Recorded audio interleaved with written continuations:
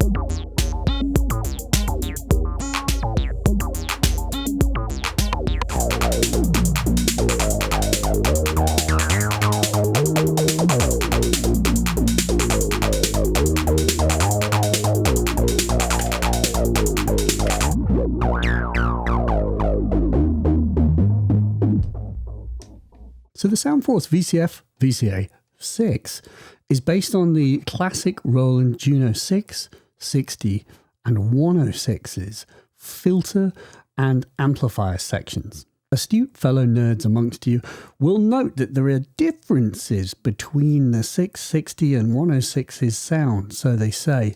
But if you do some digging, apparently the filter designs are in fact the same, even though they're achieved in slightly different means. The VCF VCA 6 is Soundforce, wonderful Nicholas from Soundforce, making a modern interpretation of this circuit. Now, of course, he doesn't use proprietary Roland chips, but achieves them with the next best thing. This uses the popular Texas Instruments LM13700 OTA IC. I don't know about you, but I'm often using it. It's so popular. And so it achieves the Roland circuit, but with slightly different parts. And the main point being it's as close to the originals, or a sort of amalgam thereof, as you can hope to get with modern bits. If you've ever messed with a Juno 6, 60 or 106, there's a particular wonderful sound to those filters, and they are different. And so certainly the 106 and the 660 feel different to me. And I own a 60 and I love that synth. And it's interesting to mess with this because it's so much a function of the things you feed it. What I have here, I've got the Soundforce DCO, which is Nicholas's kind of other Juno-inspired oscillator, which is capable of all manner of wonderful things, and also his dual ADSR, which is an amazing ADSR, in fact, with control over all of the stages. It's got cycling, it's got range controls, and you've got end of attack, decay, or release, depending on how you switch this. So you can do all manner of weird, like bonky, bootlery type things with it. Really slept on ADSR. And these three modules kind of add up to this like wonderful Juno voice, which we're going to mess with. Now, I do have the Pico voice here, and I'm going to use also the Pico VCO as well, and a load of other bits in this video to make a kind of fun, sort of acidy, M185 vibe. By the way, we have the gorgeous Rick M185 sequencer here, which is just a wonderful and fun device to have, along with the System 8880 and the 909 module here. This is Nicholas from Soundforce's 909 samples in just a fixed 4 HP module. It also has an 808 version, as well as a few other little surprises and bits and bobs, Turing machine, an oct, and an FX aid for reverb. So this thing, right? In terms of features, it is a low-pass filter, so you've got frequency and resonance. You have 2 FM inputs so that you can modulate it, and one of them has positive and negative. There is a 4-pole and a 2-pole switch. Apparently, the curve of the frequency response slider is best calibrated for the 4-pole, but you've got a 2-pole as well. There is a CV for the frequency Q, amount of resonance, and then you've got a 2-input mixer, so you can have 2 different things being fed into the filter, which is very nice. And I'm going to blend the DCO and the Pico voice together. And then we have this LDC, which is loudness drop compensation. If you massively up the resonance, you tend to lose bass. This loudness drop compensates for that. You might just have to back off the mixer though, because it drives things a bit harder. And then you've got a amplitude CV. Oh, that's what I mean about driving things. And then level, which is just up, lifting the general openness of the VCA. Amplitude CV is how you control the, just the loudness. And I've got one of the envelopes going into that. And then finally, a high pass filter. Now, on the Juno, these were stepped. You can actually feel stepping. And you can hear these kind of clicks. It is stepped on here as well. The 0 control introduces bass. It has a bass boost, which is just like the Junos apparently. But if you click it to 1, then you lose the bass boost, and then you can high pass accordingly, because it can produce a great deal of bass. So let's play with some basic sounds through the filter so we can get a feel for what it does. I will turn up the level. I'll turn up the frequency, and that's the DCO. By the way, so you've got saw pulse subs. Ooh. And then with the pulse, you've got pulse width modulation. And I've got my man Div Kids, oct. Ooh. So then it gives us something to filter, doesn't it? So there's no resonance there. Turn up the resonance a bit.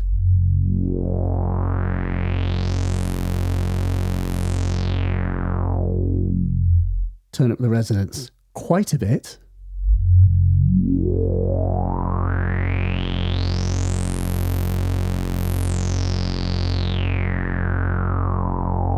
Turn down that sub. So we've just got a nice basic saw.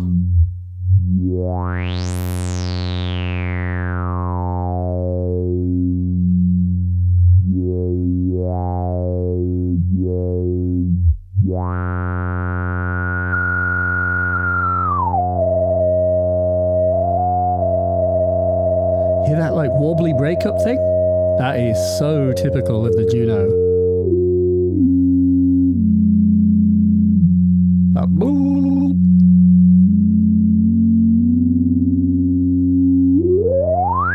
Whoa, good grief.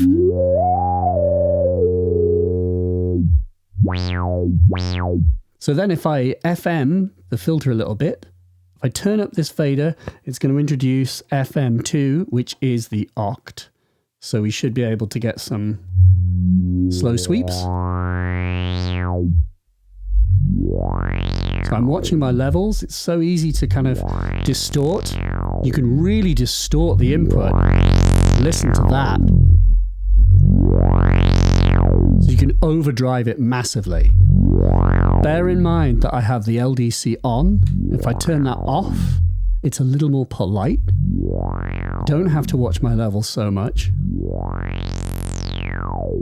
And if I had to typify the sound of the filter, I would say it was quite liquid. But with that particular Juno-iness, it's different to the 101 style filter, even though that is also a 3109, I believe. It just does sound different. It's not as kind of aggressive. It's that sweeter kind of liquidy vibe with a tiny bit of delay. So let's try the 2-pole.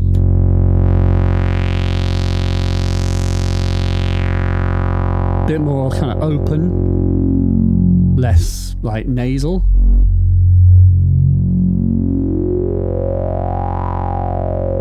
I'll switch it to 4. So then I've got the DCO, but I also have the Pico voice. And the Pico voice is doing this. A kind of edgy chord, which is just something slightly different for the filter to bite into.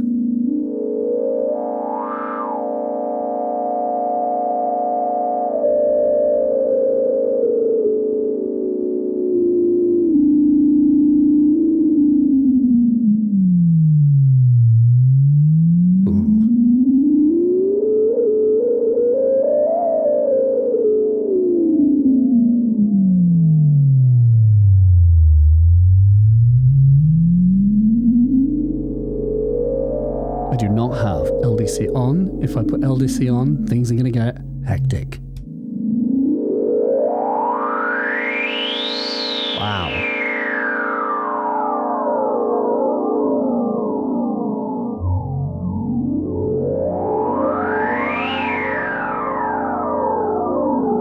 Nice. Now, the filter does track. The filter will track 1 volt per octave very accurately, apparently.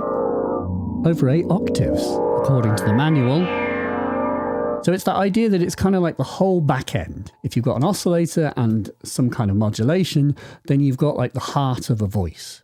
So I guess what we should do is just sort of generally mess around and demonstrate the kinds of sounds that are possible as part of an ensemble, because that's just a lot more fun. Let's get a sequence going on and let's modulate this filter with a bit of Turing machine. And let's see if we can make a little bit of acid. All right?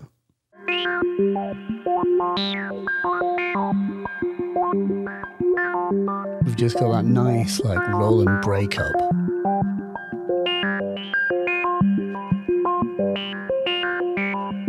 Huh.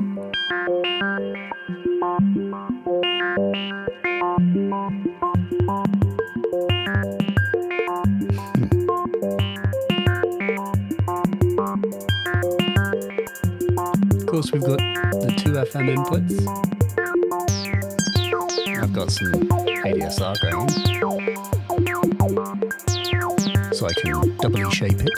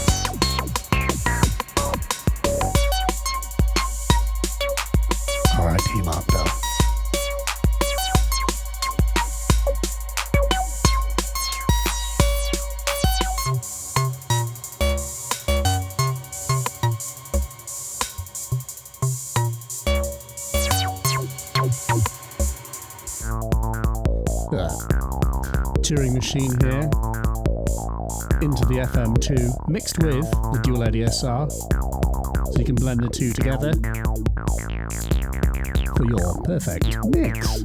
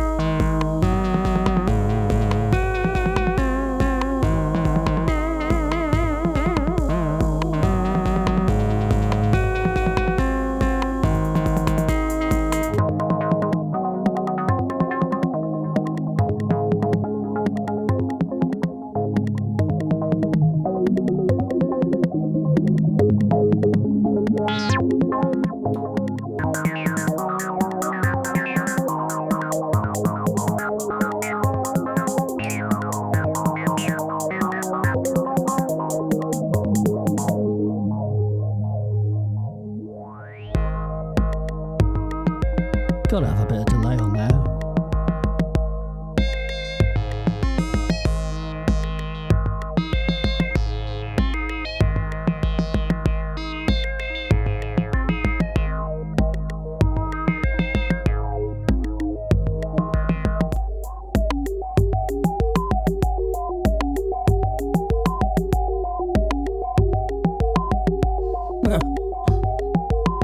Ball filter. Well, with a bit of noise. Doesn't really need it.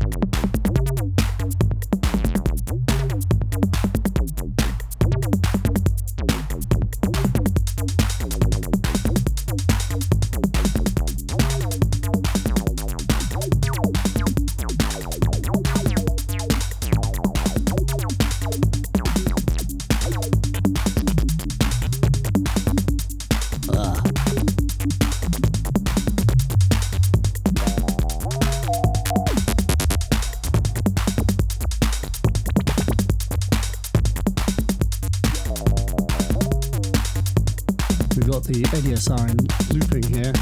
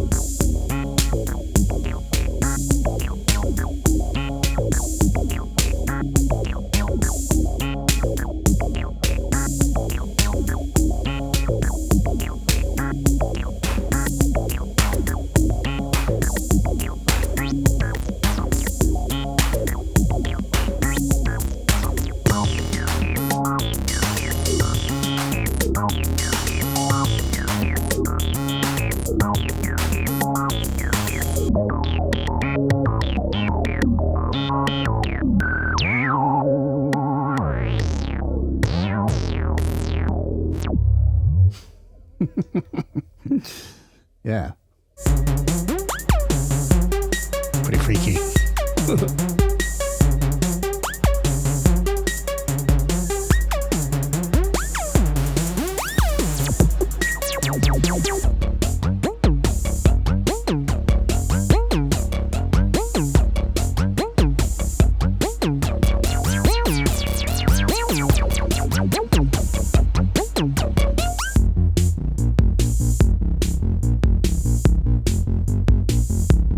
Yeah.